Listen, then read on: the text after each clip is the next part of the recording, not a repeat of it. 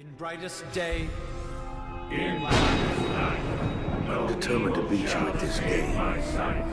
Let those Booyah. beware my power. Listen. Hopes and dreams travel with you. Mission to come aboard. Eh bah bien le bonjour les zincs, c'est Oz. On se retrouve, ça faisait longtemps, hein, pour une petite vidéo dans la bagnole. Je suis désolé, j'ai la voix complètement fracasse parce que...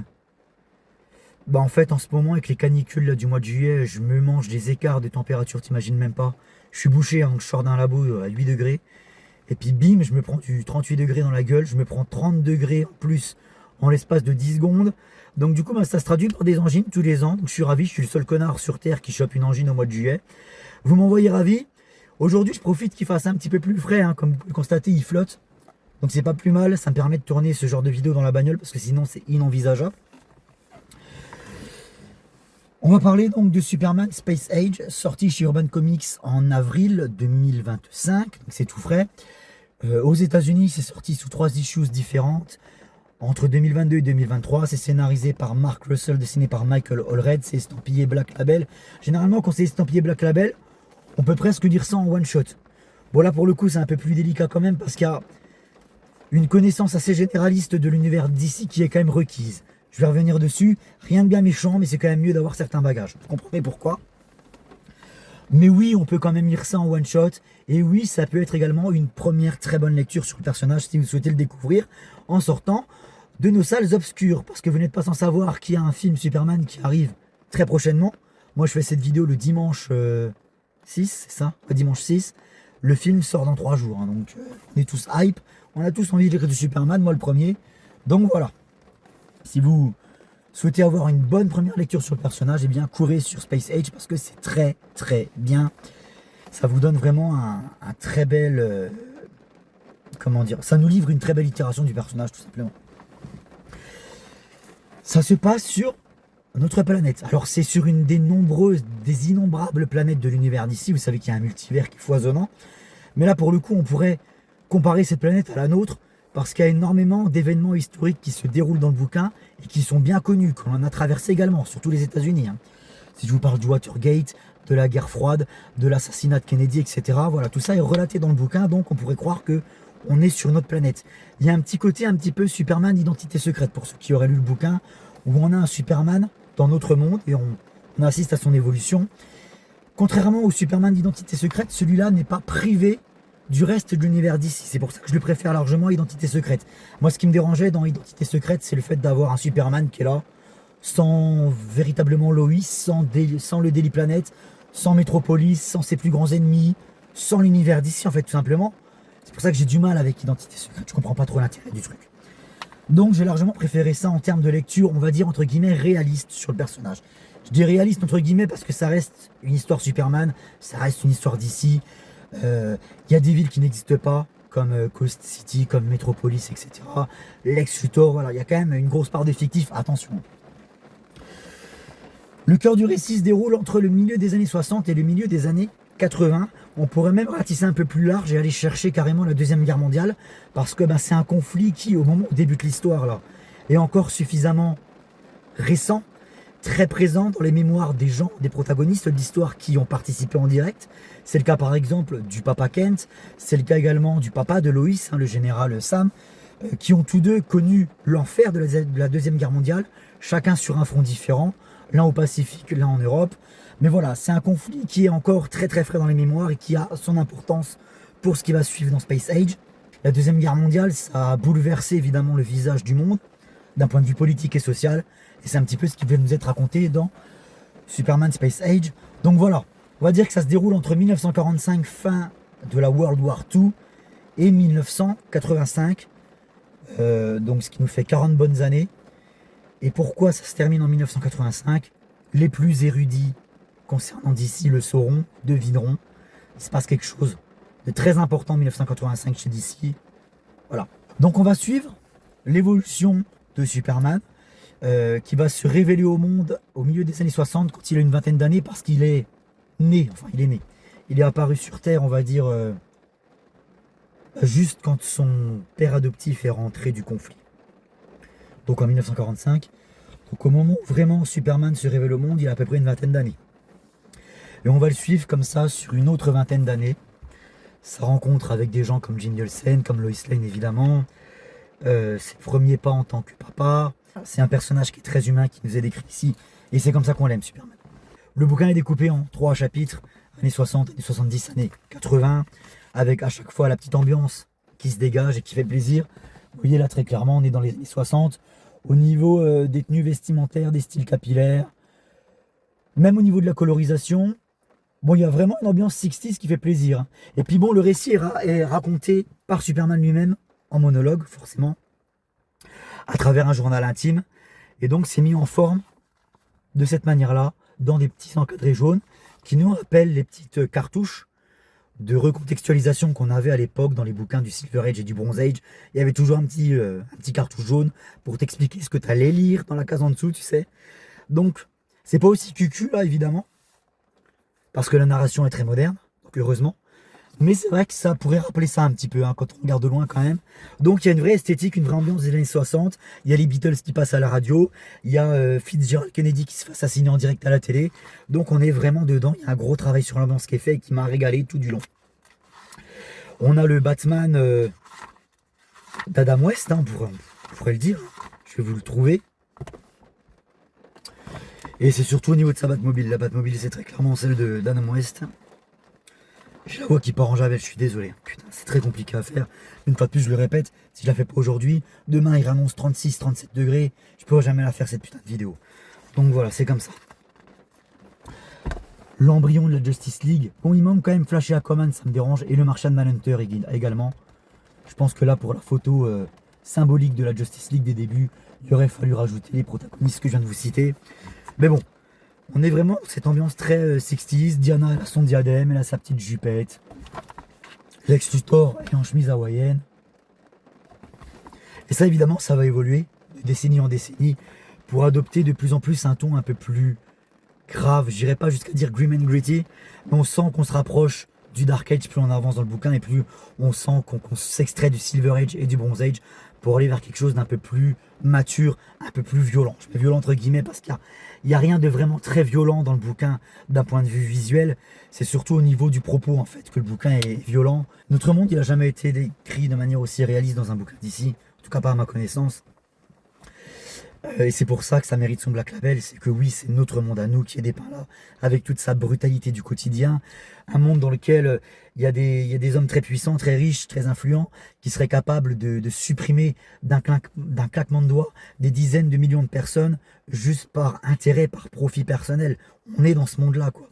On est dans l'ambiance très, très pessimiste de la guerre froide, où les Américains craignent d'aller se coucher et de se réveiller en plein milieu d'un cataclysme nucléaire, quoi. Très clairement, on est dans cette peur-là. Donc les choses vont mal. Et puis un jour, eh bien, un Superman qui se révèle au monde. Et là, l'espoir renaît. Ça fait plaisir. Même si la première intervention de Superman, qui n'est pas encore Superman à ce moment-là, parce qu'il est en Clark Kent, il est en civil.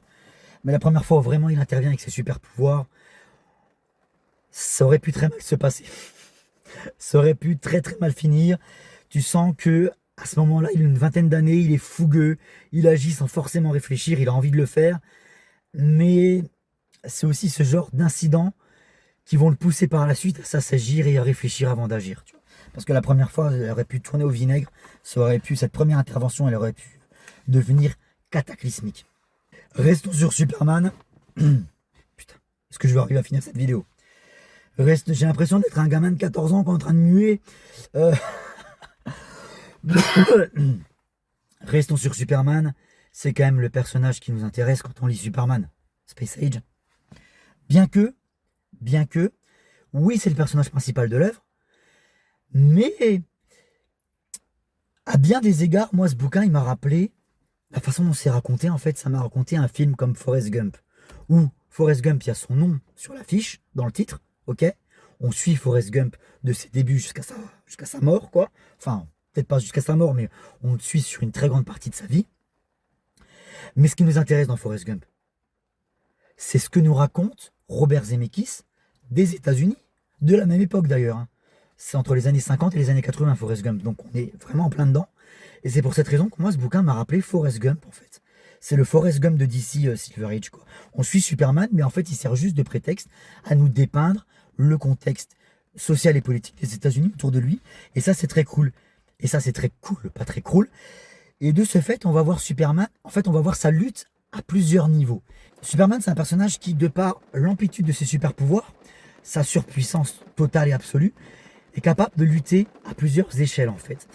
Il est aussi bien capable d'aller affronter un extraterrestre qui menace d'envahir la Terre, aussi bien capable d'empêcher un conflit nucléaire mondial, mais il peut également prendre part dans des luttes qui sont beaucoup plus... dans des combats en fait qui sont beaucoup plus intimistes. Ici, on le voit prendre position contre la ségrégation raciale aux États-Unis, qui sévit à ce moment-là. On est dans les années 60, donc là on est en plein dedans. Et donc lui, et notamment Lois Lane également, qui...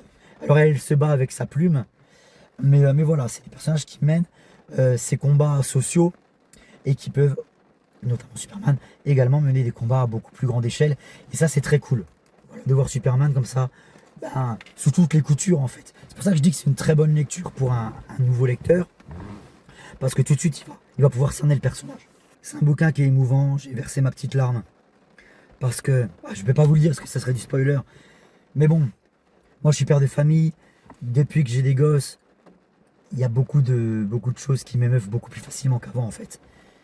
Et là, voir ce père de famille, parce que Clark c'est un père de famille, interagir avec son gamin, il joue avec, entre deux missions, tu sais, prend toujours le temps d'être avec les siens, c'est pour ça que c'est un personnage qui est vachement humain. Prend toujours le temps d'être avec les siens, d'aller manger avec Loïs, avec ses parents, dans la ferme de Smallville, de prendre des nouvelles des gens qu'il aime, et d'aller jouer au foot avec son gamin, tu vois. Et ça, on le voit, et bon, là, je peux pas rentrer dans le spoiler, mais voilà, c'est un bouquin qui m'a ému, qui m'a beaucoup touché. Et ce qui est très très cool, c'est qu'on est sur du Elseworld. Et ça, vous le comprendrez notamment en le lisant. On est sur du Elseworld, ça peut se lire comme un one-shot, et donc du coup, à partir de là, c'est la porte ouverte à toutes les surprises possibles. Un personnage, même s'il est très important, généralement dans l'univers d'ici, bah ici, il peut trouver la mort juste en tournant la page. Ça rajoute clairement de l'intérêt. Moi, vous savez, je me suis coupé de la continuité. J'en ai marre de voir des personnages soi-disant morts qui au final ne le sont pas vraiment et qui finissent par repoper 2 mois après. Je trouve qu'il n'y a plus d'intérêt, il n'y a plus d'enjeu en fait à suivre la continuité. Ça devenait du n'importe quoi, Harley Quinn dans la Bat Family ou même dans la Justice League, etc. Donc moi, il y a quelques années en arrière, j'ai décidé de ne plus lire ce qui sortait sous le label Infinite.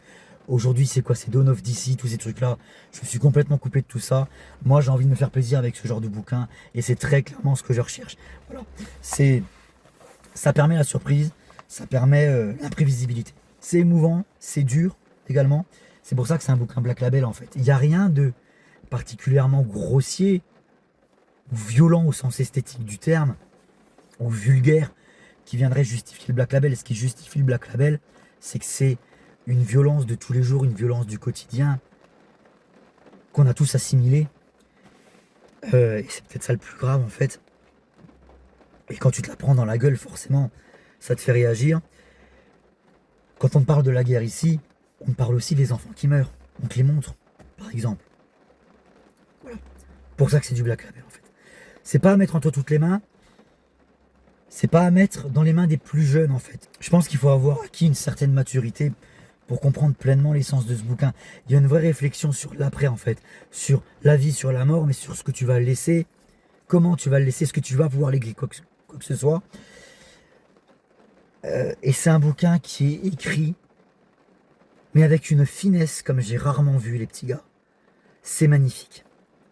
Il y a des citations, alors j'en ai relevé pas mal. Il y a des répliques ou des petits phrasés de Lois Lane là dans des articles, dont on peut lire les extraits, qui sont d'une justesse, d'une précision absolue. J'en ai sélectionné quelques-uns, je vais vous les lire. La vérité n'est qu'un concours de celui qui crie le plus fort. C'est pour ça que j'ai pas Twitter. Quand la race humaine a-t-elle fabriqué une arme pour ne pas l'utiliser. Et ça fait peur quand tu penses à ça. Effectivement, l'arme la plus puissante qu'a créée la race humaine, c'est quoi? C'est la bombe atomique. Elle l'a utilisée en 45. Donc c'est pas fini. Personne ne peut sauver le monde. On peut juste aider son peuple à y survivre. Ça, c'est Superman qui l'a dit, celle-là. On ne peut pas sauver le monde au point d'en oublier de vivre. Voilà pourquoi je vous dis que Superman, c'est aussi un personnage qui est extrêmement humain. Écoutez ça. On ne peut pas sauver le monde au point d'en oublier de vivre. Sans cela, on risque d'oublier pourquoi le sauver est si important. C'est con, mais il y a besoin d'avoir un Superman qui tient ce genre de discours, en fait, tu vois. Quand on passe sa vie à sauver le monde, on oublie que quelque part, il prend fin pour quelqu'un. Il y a des morts que Superman ne peut pas empêcher. Un héros ne pense jamais à combien il compte pour le monde, mais combien le monde compte pour lui. Pour moi, je sais pas ce que vous en pensez, il y en a plein, il y en a à toutes les pages quasiment, des comme ça. Ça me fait penser aux papillotes Rivillon. Quand j'étais gamin, il y avait toujours une citation à l'intérieur. Tu ouvrais ta papillote, tu bouffais ton truc nougatine, je sais pas quoi. Il y avait toujours une citation d'un mec célèbre. Des fois tu t'en foutais, des fois il y a des citations qui te marquaient. Là, il y a des citations comme ça, des répliques comme ça, à toutes les putains de pages. C'est magique. En plus de ça, il y a des références. Si je vous dis Miss Techmaker et Otis, évidemment le Superman de Donner. J'ai relevé des références à Adam West, évidemment. Il y a une phrase que dit Batman, je vous la donne en 1000. J'irai au resto route, ça vous fait penser à un film, pas forcément des plus aimés. Il y a des petits points de détail dans le bouquin. Merde, c'est peut-être pas une bonne rêve, ça. L'expression point de détail, elle est peut-être pas bonne. Il y a des détails qui paraissent infimes dans le bouquin, mais qui ont une importance de fou dans l'univers d'ici. Comme par exemple, là on apprend comment le scientifique Silas Stone, donc le père de Victor, il a obtenu son financement. Comment est-ce qu'il a obtenu un gros paquet de billets? Et on imagine que c'est avec ce gros paquet de billets qu'il va pouvoir, plus tard, sauver son gamin, tu vois. Et c'est des petites rêves comme ça, au cours d'un dialogue ou au détour d'une page ou quoi, des petits détails qui concernent l'univers d'ici. C'est génial. Superman Space Age, les petits gars, c'est absolument magistral. C'est un des meilleurs trucs Superman que j'ai lu depuis au moins 10-15 ans. Alors après, attention, j'ai pas la prétention de dire que j'ai tout lu sur le personnage, loin de là. Loin de là. Il y a beaucoup de choses qui m'ont échappé, on est d'accord. Mais je me rappelle pas avoir été à ce point-là frappé en plein cœur que par ce récit. Superman Space Age, je le recommande à tout le monde, que vous aimiez ou pas le film de James Gunn qui va arriver. Tentez votre chance. Ça coûte 25 balles, c'est une histoire one shot. Il n'y a pas besoin d'avoir lu quoi que ce soit avant, juste d'avoir, comme j'expliquais, une connaissance un petit peu de l'univers d'ici. Qu'est-ce que c'est Crisis on Infinite Earths, par exemple, voilà. Je dis ça, je dis rien. Et puis, il y a une vraie fin. Il y a une vraie fin. Tu peux imaginer ce qui va arriver après la fin, en plus. Libre à toi. Mais t'as pas besoin de dire quoi que ce soit d'autre après. T'as pas besoin de dire quoi que ce soit d'autre pendant ou avant. Je trouve ça très cool de prendre un personnage comme ça, d'exposer sa vie, même s'il y a des ellipses, même si c'est en version un peu accélérée.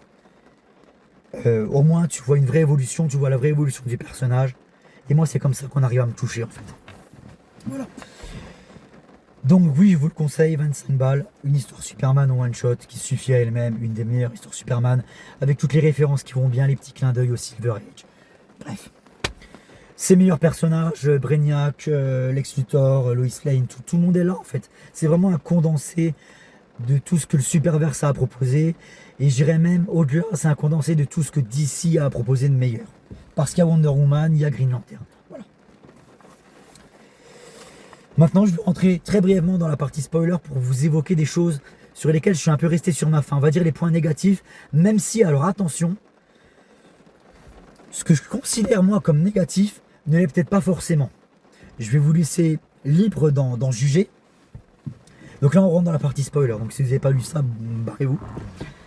Mais je trouve qu'il y a un manque de sacralisation des personnages.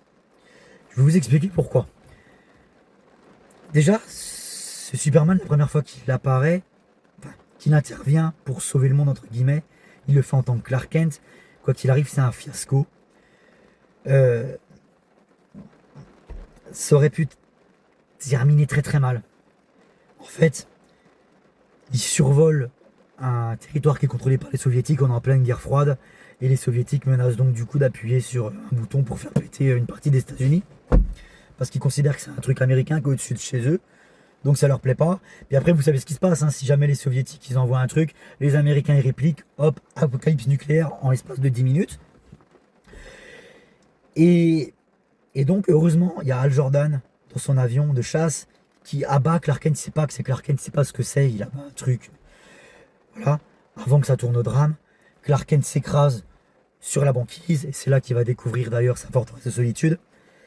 Ce que je veux dire par là, c'est que la première fois qu'il intervient pour sauver le monde, alors oui, c'est un personnage qui est jeune, qui est pas très réfléchi à ce moment-là, mais bordel de merde, là il a failli causer la destruction de la planète.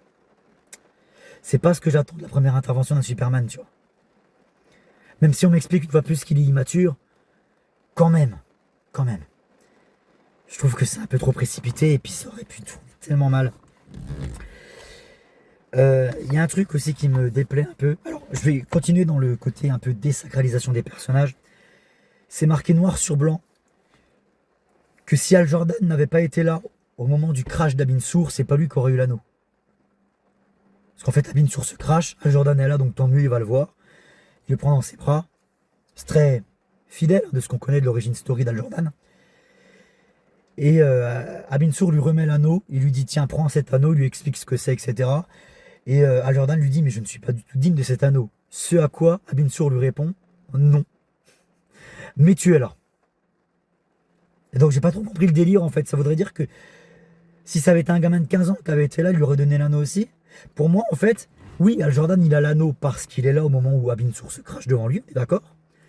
Mais s'il avait été à 15 000 km de là, il aurait été tout autant capable d'avoir l'anneau. L'anneau aurait volé jusqu'à Hal Jordan, tu vois. Même s'il n'avait pas été là à ce moment-là. Tu vois ce que je veux dire? C'est plus qu'une de devenir un Green Lantern, c'est plus une question que d'être là au bon moment.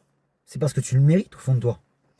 Donc j'ai un peu de mal avec le côté prends cet anneau, il n'y a que toi, t'es là, donc prends-le. Ok.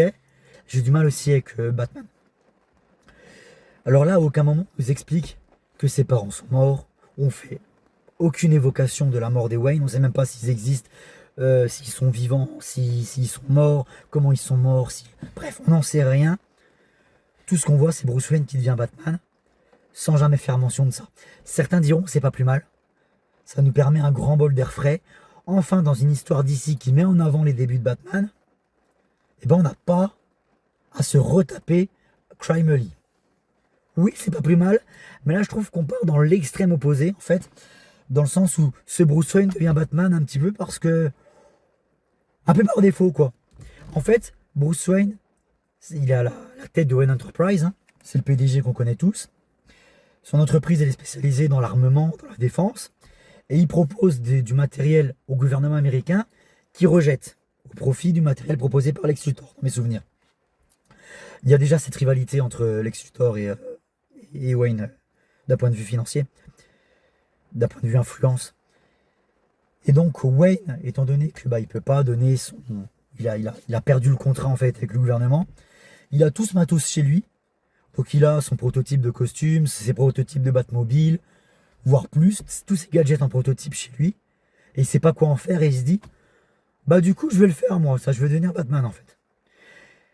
Et en plus de ça, son surnom de Batman, ce n'est pas à lui qu'il le doit, mais aux gens. Parce qu'en fait, son costume, je vais vous le montrer. Hein.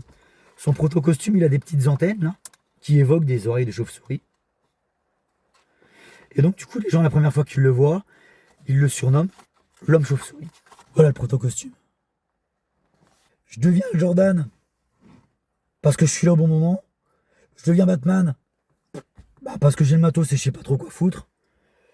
Je suis Superman et la première fois que j'essaie de sauver le monde, j'ai tellement pas réfléchi à mes actes que ça aurait pu foutre un merdier phénoménal. Aquaman, il est complètement absent. Enfin, il est présent dans le bouquin, Aquaman. Mais il passe pour le dernier des demeurés. Et ça m'a dérangé. Il est vraiment dépeint comme le dernier des demeurés. Parce qu'il vient de l'océan, il comprend rien du coup. Il comprend rien à ce qui se passe. Il sert à rien, bref. Voilà. Flash, c'est le comic relief de service. Il passe son temps à faire le guignol. Il est pas très intéressant non plus. Donc voilà, quand j'évoque le manque de sacralisation des personnages, c'est de ça dont je veux parler. C'est que j'ai la Justice League à ses débuts, mais j'ai l'impression que c'est un peu toute une bande de ploucs. Tu vois, ils savent pas trop ce qu'ils font là. Il y a une grosse menace qui arrive, une énorme menace qui arrive, et là tu te dis mais comment ils vont faire cette bande d'incapables là, tu vois. Alors oui, c'est le côté Silver Age où déjà, quand tu lis des histoires de Justice League, quand tu lis Brave and the Bold, là, la première apparition de la Justice League et tout, il y avait déjà ce côté un peu ingénu. C'était typique de l'époque, c'était les années 60, c'était pour des enfants. Voilà, il y avait ce côté un peu con déjà, on est d'accord. Mais là, ça creuse un écart avec le contexte hyper réaliste et hyper violent en fait dans lequel ils évoluent, ces personnages. Il y a une dinguerie qui arrive, ils viennent d'empêcher une guerre nucléaire, il y a une nouvelle dinguerie qui arrive qui est beaucoup plus violente, et c'est une Justice League de pignouf, quoi. J'ai eu un peu de mal avec ça, c'est dommage. Et quand je vous disais, pour moi c'est un point négatif, mais je peux concevoir que pour beaucoup d'entre vous ça ne le soit pas, c'est parce qu'en fait il y a cette ambiance Silver Age qui pourrait presque venir excuser ça en fait, tu vois. Voilà. Donc après c'est en fonction de votre ressenti, hein. Oui, il y a un autre point négatif là qui me vient à l'esprit, c'est qu'on nous resserre encore le bullshit de Jor-El est un hologramme dans la forteresse de solitude, et on nous refait le coup de l'hologramme omniscient, omnipotent, qui peut tout faire, même faire des crêpes. Enfin, il fait pas des crêpes là, mais tu vois ce que je veux dire. Du coup, moi ça me pose problème en fait. Mais ça c'est valable aussi pour le cinéma. On a déjà eu des films Superman où Jor-El c'était un hologramme qui pouvait communiquer, interagir parfaitement avec son gamin. Là où c'est le plus violent, c'est dans Man of Steel, je trouve, à ce niveau-là, hein. Dans Man of Steel, Jor-El il peut interagir avec tout le monde, même avec Lois Lane. Il l'aide à s'échapper du vaisseau. Physiquement, hein, il l'aide à s'échapper du vaisseau. Moi j'ai toujours eu un problème avec ce genre de représentation de Jor-El où, oui c'est un hologramme, mais le mec il est tellement craqué en fait que c'est comme si tu l'avais en chair et en os devant toi. Du coup ça casse le délire ça casse le deuil en fait. Parce que Superman c'est censé être le dernier fils de Krypton, il est censé avoir jamais connu ses parents bio. Comment on appelle ça? Ses parents naturels quoi. Ses parents bio. Mais de l'autre côté, Jor-El est là, il peut faire des crêpes avec lui. Il peut faire un bœuf bourguignon avec lui. Voilà. Et là, je trouve que c'est fait à outrance en plus dans ce bouquin. Donc voilà, c'est un autre point négatif que j'ai relevé. Autre petit point négatif, mais là pour le coup, une fois de plus, ça n'engage que moi. C'est qu'on a essayé de trouver une origin story au Joker. On a essayé de trouver une raison d'être au Joker. Pourquoi est-ce qu'il est devenu fou? Ça m'a pas convaincu. Je fais partie de la team qui préfère ne rien savoir concernant le Joker. C'est ce qui le rend plus flippant et plus mystérieux. Bref, je pense avoir fait le tour. J'espère ne pas avoir oublié quoi que ce soit. C'était un bouquin fabuleux. Je l'ai lu 2 fois. 2 fois en très peu de temps. 2 fois en peut-être 3 semaines. Donc, sachant que je lis très peu en ce moment, si je lis un bouquin 2 fois en 3 semaines, c'est vraiment qui m'a tapé dans l'œil. J'ai mis en pause tout ce que je faisais sur la commande à côté pour lire ça. Donc voilà, c'est vous dire à quel point il m'a marqué. Donc évidemment, je le conseille. Gros coup de cœur. Superman Passage. Ciao les zingues. On se retrouve très bientôt pour parler de quoi? Pour parler de Superman à nouveau. Le Superman de James Gunn. Je sais pas sous quel format je ferai ça. Peut-être un live, peut-être une vidéo. Et puis, concernant l'actualité de la chaîne, une fois que l'ouragan Superman, le film sera passé, de nouveau une période creuse sur la chaîne jusqu'à la fin de l'année où là j'ai ma grosse vidéo Aquaman Bright Age qui sort. Grosse vidéo sur laquelle je suis en train de travailler, j'ai déjà fait la moitié. Tourner, monter, enfin voilà. Il reste la deuxième moitié. La plus simple qui plus est, donc ça devrait aller un peu plus vite. Mais voilà, si je suis absent sur la chaîne, c'est parce que je suis en train de vous préparer du lourd. Je suis en train de vous préparer la plus grosse vidéo de la chaîne, les petits gars. Dernière petite annonce un matin que je vous tiens. J'en profite, parce que c'est pas souvent. Alors, vous savez que je suis quelqu'un qui change beaucoup d'avis. Ce que je vous dis là, peut-être que dans 6 mois, ça n'aura plus aucune valeur. J'en suis désolé. C'est comme ça, c'est la vie qui fait que je m'adapte en fait. Mais là, ça me paraît de plus en plus évident au fil du temps. Je voudrais adopter de nouveau le format que j'avais sur Os Comics à ses tout débuts. Épouser de nouveau des formats comme magnétoscope, Trombinoscope pour ne citer que ces deux-là. Il y en a d'autres. Cause Comics. Je voudrais revenir à ces formats plus travaillés, plus montés, parce que moi je préfère faire ce genre de vidéos. La raison pour laquelle je les faisais plus ces derniers temps, c'est que déjà d'une, j'étais un peu saoulé de l'univers d'ici, donc j'avais fait une pause. Puis quand j'étais revenu dans l'univers d'ici, je m'intéressais de plein fouet à Aquaman, ce qui est toujours le cas. Et en fait, toute mon énergie et tout mon temps libre pour cette chaîne, je le consacre à Aquaman. Vous le savez. Mais lorsque j'aurai définitivement clôturé ce chapitre, qu'est le Bright Age et l'encyclopédie et la vidéo qui va avec, moi je voudrais revenir à des formats travaillés comme je faisais à l'époque, tu vois. Donc, les trombinoscopes et les magnétoscopes, je pense, reviendront en 2026. Pas avant. Je pense pas avant. Mais ouais, je voudrais vraiment revenir à ça.